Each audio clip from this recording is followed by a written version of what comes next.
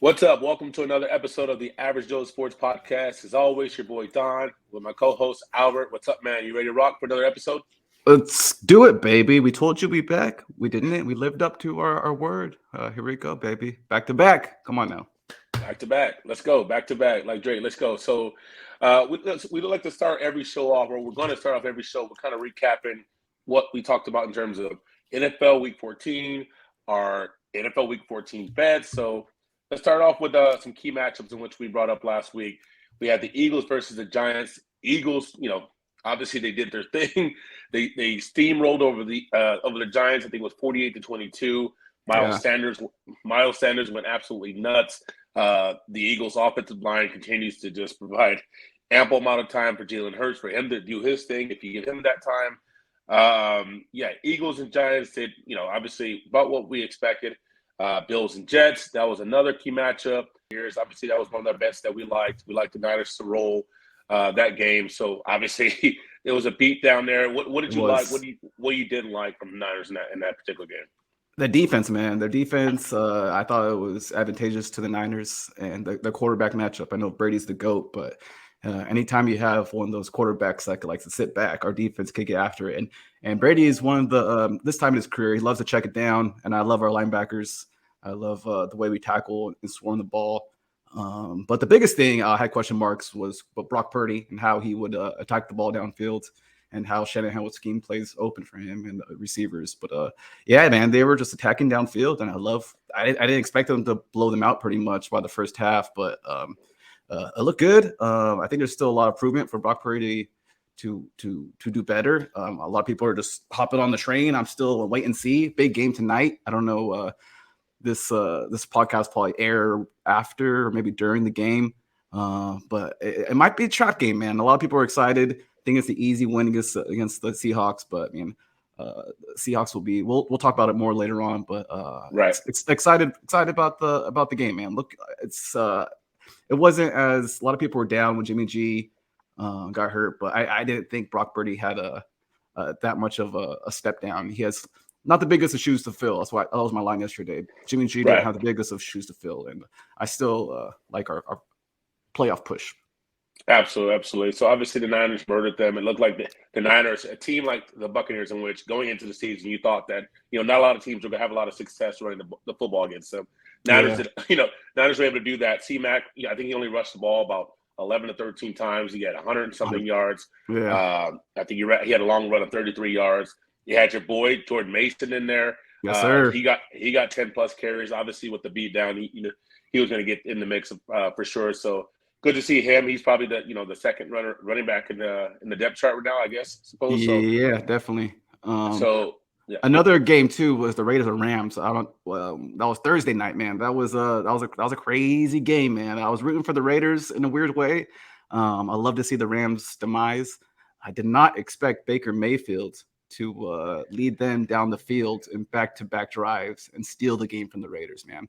It's unfortunate. The Raiders had to win out pretty much to get a playoff berth, and to see them lose like the way they did, man, it hurts to see that, man. That was tough, man. That was tough. What do you think of Baker? Yeah, I mean, it was a lot, right? I mean, it was a trash game in a vacuum. It was a trash game, but a lot of people financially were invested in that last drive, right? Yeah. With myself included. One of my bets, I had, Raiders, first half, and then I had Raiders, full game. And of course, that didn't materialize. Baker Mayfield, I thought that I would be safe in terms of, I think they had to go 98, 97, or whatever, 95 yards. Something, you'd have to go to the full length of the field in Baker Mayfield with him coming in. I know he had some level of success, in the third quarter and leading up to that drive, but no way did I think that even against the Raiders that they would blow it. And the Raiders just continued to, surprise us all in terms of, lowering themselves to, I don't know. I mean, I didn't expect that. So at the end of the day, kudos to Baker Mayfield. Seems like an NFL villain, but a lot of people actually, I know we texted back and forth. A lot of people were kind of rooting for him at some point. Maybe it's because they're playing the Raiders, but I mean, it was good. It was good to see Baker Mayfield have some level of success and turn things around. I think that he's better than what he's shown in Carolina. Definitely. Yeah, we'll see it's what the what Raiders happens is there. always one step forward and two steps back. I mean, I wouldn't be surprised. I mean, I love that the Rams picked up Baker. It's a perfect fit. I don't know Stafford's future with the Rams. I don't even know McVay's future with the Rams. But I wouldn't be surprised if you see Mayfield start over Stafford going to next year. I mean, maybe Stafford might retire. Who knows? But a lot of questions in the air about LA and the Cardinals too. Shit. Yeah, absolutely. So before we touch on my Cowboys and that mess of a game, I will. One of the key things I picked up from the Bills and Jets game is that the defenders, more on the Bills side, more specifically, Rasal and AJ Spencer, it was pretty much not. I can't say next man up because these guys were still high on the depth chart, but these Yeah. guys were able to get after it. I mean, Rasal, out of I think out of the U out of Miami. Yep. He came out as obviously he was uber talented, but he was more of a freak athlete. And so to have that level of success and to see them get after the quarterback in that game, it just seems like they didn't miss a beat with Von Miller out. And obviously they're going to miss Von Miller, but it appears that they might still have the pieces to be able to get to the quarterback and do a lot of the things that they thought they were going to do with Von Miller. So yeah, they're first round talents too. So each of those guys are first round talents. They draft like the Niners. They always go D end or D tackle in the draft. It seems like this year I think they went cornerback, and he hasn't been paying off as much as they should. Right. But like it's showing dividends of if you get physical freaks and those high end talents in the D line. It'll pay off, and it's nice to see a good culture in that organization. Just next man up, no excuses. Absolutely. So good there. Now let's talk about the trash game. I call it a trash game because the trash game. The Cowboys, obviously they're coming in and you see the huge spread that they had to cover in terms of playing the Texans and a lot of people, they were smart to take the Texans plus 17.5. I believe that's what the spread of. I don't know who in their right mind, even seeing the Cowboys' success, would see that the Cowboys could cover confidently a 17-point spread. Yeah.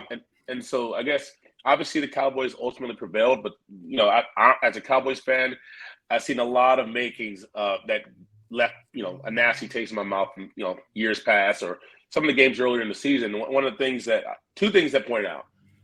One, Dak's got to be better. Dak's got to be better. If we're going to have any level of success in the playoffs, down the stretch, we got Philadelphia Eagles in 2 weeks.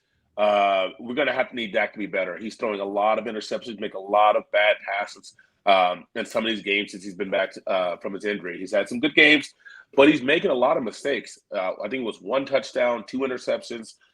He's had multiple multi-interception games, so he needs to limit the mistakes. If we're going to have any level of success in the playoffs, we're going to need Dak to not make any mistakes at all, right? We need him to have a 300-yard passing game, 3 touchdowns, and no mistakes, right? Not fumbling the ball, and all those good things. And number 2, which was I wouldn't say more of a concern, but it was a pretty big concern. Houston Texans going into week 14, they were the 29th ranked offensive line.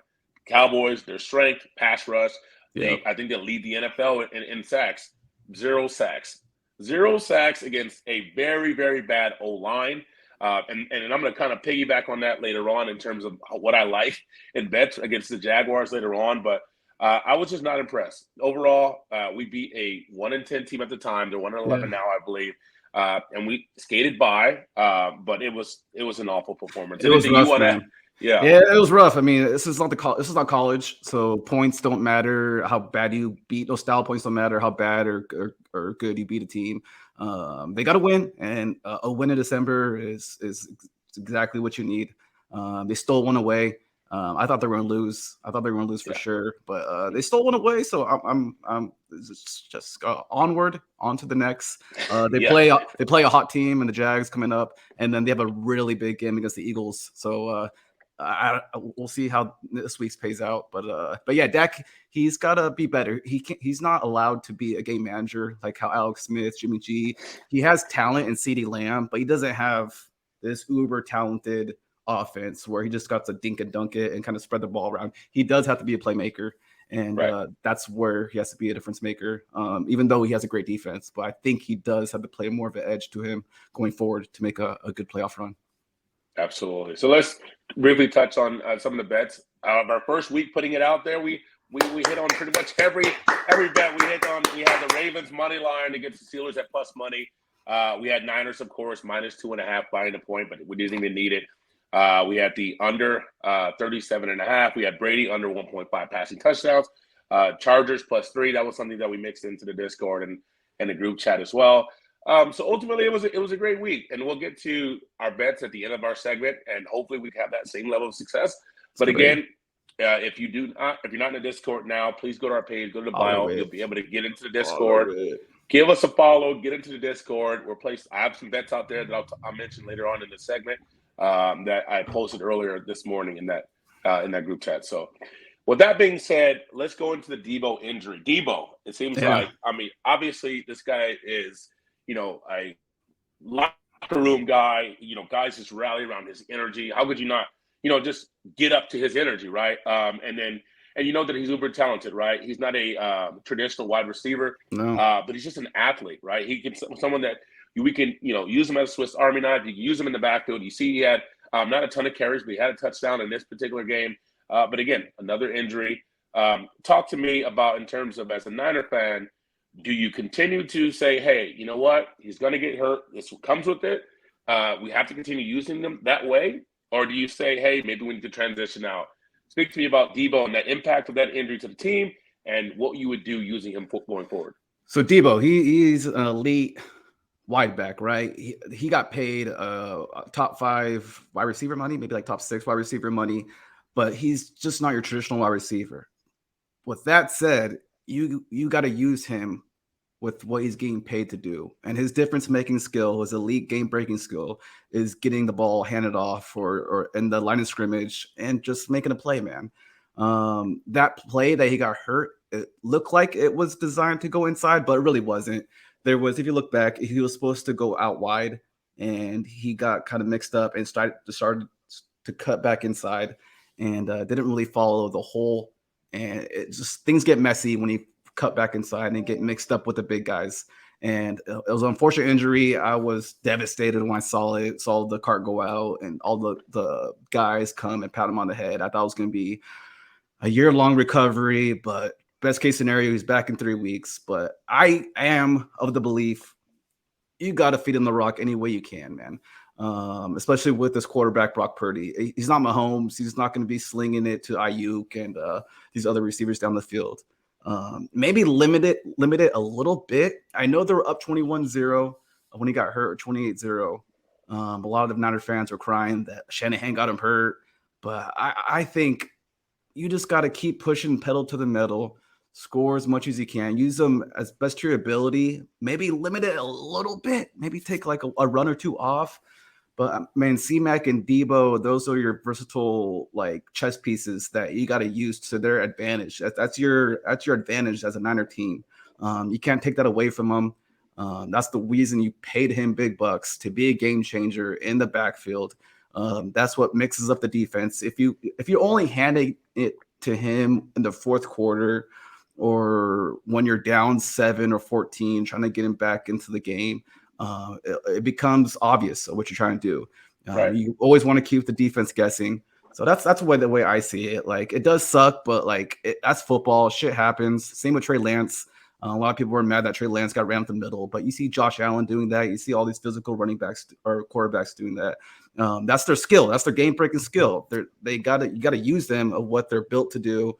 And injury is going to happen to football. And I'm like, no matter what, it's unfortunate. And we're lucky that it's only a 3-week injury, 4-week injury. But like I said, maybe tweak it back a little bit. Maybe a game, like if you're going 100%, maybe dial it back to like 90, 85%. But I'm all for using him in the backfield as much as you can. Absolutely. And I agree. I think we had conversations early on, meaning before the season, hey, do you need to dial back? And I think I lean more towards dialing back. But now he's getting hurt. But at the end of the day, what are you saving him for? I mean, you're saving you need to win now. You need to win. You need to use him now. He's not 21. He's not 22. You need to use all you can. You paid him that money. Use him to his specialty. Yeah. The only way I would be like upset if it was like fourth quarter, we're up 28, week 17, everything's clinched, and then okay, that's just absurd. But right here, I get it. We're still fighting for a division title. They were only up 21 against Brady in the first half. So it made sense. I think it made sense to me to do it. I'm sorry to cut you off, but No, all good, brother. So let's touch on biggest takeaways from last week, at least from my perspective, is that the NFC belongs to two teams at this particular time. That's the Niners and the Eagles. They are the two most formidable teams in terms of not only just looking good, but what they're their team that have the makeup to have success in the playoffs. The Dolphins are in trouble. We talked about Dak, and then the Bills. Looks like Bills and Chiefs probably still are the creme de la creme of the AFC. And then the Lions are America's team. Lions are America's team. Gotta love the Lions. Everybody's tuning into the Lions and Dan Campbell and what he's doing there, how he's getting everybody to buy in. But gotta love the Lions, and T-Law continues to be the real deal. Continues to, I think he threw for 370 yards. What are your takeaways besides that, I guess, for NFL Week 14? Two takeaways I had with the Cardinals, a team I was never big on, and I know it happened to be with an injury, but man, they have so many question marks going forward. Cardinals, Kyler going out the ACL, out for a year. He won't be the same quarterback when he plays next year. ACLs, especially a running quarterback, that's going to suck. So what are they going to do next year with their team? Are they going to fire Kingsbury? Their GM stepped away for health reasons, but that's just unfortunate. And a team I wasn't big on, and it hurts to see. And then another quarterback, Tua. I wasn't a big believer in him. He lit it up in the first half against the Chargers defense, so I don't think is that great. And he just looks below pedestrian against them. I don't know what that quarterback will look like going into the playoffs. He's a good dude, man. He's a good dude, but like I don't know, man. I just don't see it with Tua yet. But I mean, Dolphins are a very forward-thinking, it seems like aggressive organization. So I wouldn't be surprising if they made a move this offseason for a different move at the quarterback position. Right, for sure. So let's start talking about this week's big games, top matchups. We mentioned one of them, big divisional game tonight, Niners to Seahawks. The spread is, I think, is 3.5, depending on what book you're at. Seahawks. This is, I mean, it's a very much so must-win game, right? Obviously, the Niners are trying to lock away the division. They would love to win this game, and they're going to try to win this game. But a lot more important for the Seattle Seahawks today. And you mentioned earlier, dangerous game for the Niners. It is. They're going to be when your back is against the wall. You're going to be the energy is naturally different, right? So you got the Seahawks and Niners tonight. I didn't touch the spread. But if I was to touch spread, I would be taking Seattle plus 3.5, taking the points. That looks like the move. The public, a lot of them are on the Niners. And I understand why, right? The Niners have a ton of success. You heard me on the recent pod that Niners are cover machines or this, that, and the third. They're a well-oiled machine. Why would anybody take the Seahawks? Well, it's a short week. It's a primetime game, primetime divisional game. And things happen when another team has their back against the wall, and they must win this game. Yeah, divisional away game. If the game was Sunday, I would love the Niners a little bit more. Right. Their quarterback was hurt, pretty much didn't practice all week. A rookie quarterback. How do you like that spot for the Niners? And the Seahawks just lost a really bad game against the Panthers, and the Niners just blew out the Bucs. So it's like a buy low, sell high type of deal. The Seahawks aren't as bad as they look, and the Niners probably aren't as good as their score indicated last week. Hopefully they squeak it out. I mean, I love the Niners coaching advantage this week, so maybe that's what gets them to live up to this game, and they have a chance to put away the NFC West with this game. So maybe they don't look past this, and I'm hoping for the best. But Seahawks, I do like the Seahawks in this spot with the points if I had to touch it. Yeah, for sure. I also like the over. I like the over 43.5. I just think that tonight's going to be I could definitely see one of those games where it's 24-21.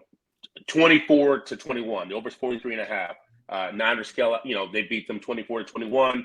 Seahawks still get the cover by half a point, and then the over goes over by Yeah. I like Tyler Lockett. I Oh, like a Tyler Lockett anytime scoring touchdown too. Niners don't do well against speedy receivers. They do a lot of zone coverage. yeah, And Tyler Lockett, veteran guy, he could find the soft spots. And I like Tyler Lockett to score a touchdown here. And then they got the running back too. So absolutely. Another game that I'd be interested in too in our division is Giants and Commanders. Another bet that I mm, like here. Commanders are coming off the bye, so I totally understand the statistics behind that. That teams usually cover, teams usually have X amount of success when they come off of the bye. But these two teams just played each other two weeks ago. 2 weeks ago, and it's not like they don't play that often. In which the extra bye, they really get to hone in on what this team likes to do and whatnot. These two teams already know each other very well. The Commanders are a 4.5-point favorite. Yes, they're at home. The previous game went to overtime. I think it was 20-20. But I think 4.5 is still, too. It was too great for me for a prime time Sunday night game in which both teams took this game very, very badly. I think this comes down to the wire. I think the Giants could certainly even win this game for sure. So yeah. if I'm going to be a betting man, I'm going to place my bet on the Giants plus 4.5 to cover this game. We have another couple other games, Lions and Jets. We have America's team versus, I don't know, maybe slowly America's team on the AFC side. The people are Yeah. they're always a dumpster fire of the NFL, but the Jets are, people are have gravitated to them because they have a lot of rookies, right? They have a lot of exciting young talent, and Yeah. people love. People are rallying around guys like Brock Purdy. People love guys like Mike Gardner White. Minshew, Mike White. So you Yeah. see where I'm going with it. So it's hard to not like them. So that'll be at least a fun game in which also there's playoff implications to that. Both teams need to win that game, especially the Lions if they're going to want to, Yeah, they got take one it to out the pretty next level. much. Yeah. So yeah, and then we have the Titans and Chargers. Talk to me about the Chargers. You see that they beat the Dolphins. We talked about the Dolphins. The Chargers are, in that position too, where they're 7-6. They need to win out pretty much, or they can lose probably a game or two, a game, but they pretty much need to win out if they want to, make the playoffs their damn selves. So, how do you feel about the Chargers? I know Herbert's your guy. He went off. He did. Chargers, the receivers are finally getting healthy. I love the weapons they're getting back. Titans, solid team, but I just don't love them in the spot. If it was early in the year, I probably would have took the Titans here. But Right. Chargers, they're gaining a little steam. I don't think they'll make the playoffs, but I just love Herbert kind of getting his weapons back and getting that late season mojo to end the season on a good note. Ooh. Well, what do you think? You think about the Titans or what? Yeah, yeah. The only reason is right because people have better have reactions to what happened, right? What happened the Yeah. previous week, and I just think that this is also a bad matchup for the Chargers in terms of their rushing defense is not their pride and joy. Yeah. You have this sledgehammer and Derrick Henry coming to town, and now the Titans haven't had that same level of success lately, and it's kind of getting to the point where they need to win now as well. They got to have this game. So I guess if I'm a betting person, I'd probably take the Titans plus points. I think Derrick Mhm. Henry's gonna. I'm looking at Derrick Henry's props. Yeah. Titans know this. They know the analytics of this game and what the strengths and weaknesses of their opponents. So I think I would not be surprised if the Chargers won, but I would probably lean taking the points with the Titans on that particular bet. So let's close off with Let me with the touch on. Are you going to close no go off with the Jaguars with Cowboys. Okay, I'm gonna do one before that. I'm gonna do Bears over Philly, leading kind of playing off of the Jags and Cowboys. Two big NFC East games. Not this week, but next week with the Right. Dallas and Philly. It's hard to take the Bears here, it really is. But I kind of can see Jalen Hurts is saying all the right things. Michael Parsons is already talking shit to Philly this week. So they're already looking into next week. I kind of like the Bears kind of covering here. This is like my foxhole game about just everyone else can take the Eagles. Yeah. I'll bunker down and maybe look at the Bears kind of covering because Philly they get to big leads, right? But they always kind of let up a little bit towards the end. And hopefully they do that and kind of let the Bears kind of sneak in, and Fields makes it interesting. And I think Khalil Herbert might be back too. Maybe I'm wrong, but I kind of like them being a little competitive and making it more of a game.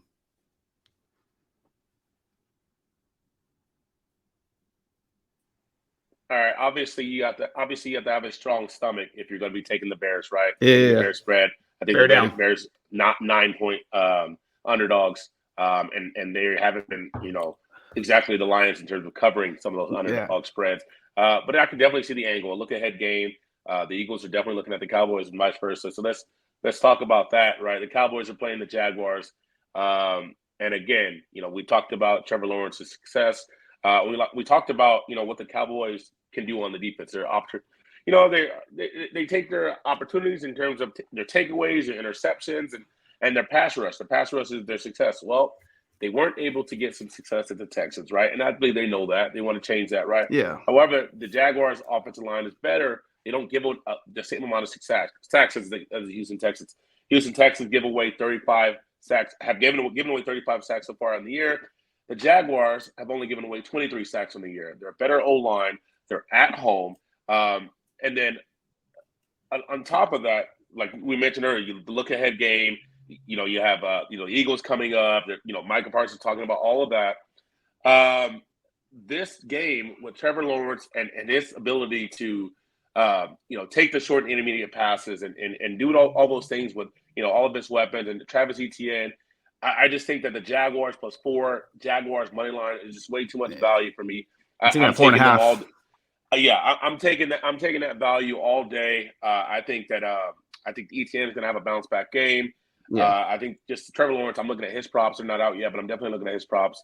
I got the Jaguars essentially winning this game, but I'll take the points as well. I'm with you too. It's like 4.5 at some spots. 4. If it was like a 3, 2.5, I probably would take the Cowboys. Maybe. It's just good value, good matchup. The value at 4.5 or 4 is good.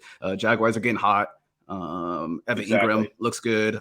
Zay Jones, like all these guys on the waiver wire that were like the biggest pickups of this week. But yeah, I like the Jags there. And another thing, the Jaguars don't sorry, I didn't cut you off, but the Jaguars don't also throw a lot of interceptions, meaning Trevor Lawrence. He doesn't throw a lot of interceptions. So if you're going to be an opportunistic defense like the Cowboys and you look for those interceptions, those takeaways, and you face a team that has a better O-line than the Texans, right? That can protect the quarterback better. He doesn't make the mistakes. Then you have Dak, who's struggling. He is making those types of mistakes.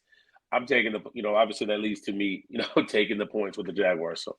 Yeah. So, I think both those NFC East teams are looking forward to next week, and we'll see. It'll be interesting to see if they both lose or if they both win. It'll say a lot about. Do you know, is that a Sunday night game or Monday night game? The Cowboys Eagles. Cowboys Eagles. I'm sure it is. I'm sure it has to be. Yeah, I'm sure it is. It's I'm hoping they both win or both lose, so they have like some juice to it. It would suck if the Eagles won and the Cowboys lost, because I want some juice. Right, for sure. So we're going to wrap up the episode. Obviously, we covered our look ahead for Week 15. We got a big game tonight with the Niners and Seahawks. I'm staying away from the spread. As a Niner fan, you said also you would stay away from the Niners as well, but we would not be surprised if the Niners did take care of business tonight. But a huge divisional game, a lot of great football ahead in Week 15. We talked about the Cowboys need to right the ship. We talked the Bucs. They certainly need to right the ship. It's going to be a tough task there. They play playing the Bengals. But again, thank you guys for tuning in for another episode of the Average Joe Sports Podcast. As always, your boy Don, co-host Albert in Sacramento. Appreciate it. Another episode, brother. Any last words for the people? Yes, sir. No, that's it, man. Thanks for tuning in. Thanks for following, liking. I'm thinking in my head, I might do a solo video about some fantasy stuff before this weekend. We're trying to kind of squeeze it into this episode, but we'll converse off stream here, and maybe we'll squeeze in another episode before Sunday. Start sit, waiver wire pickups, whatever stuff. But thank you guys. Appreciate y'all. Absolutely. Well, until next time, see you next Thursday for another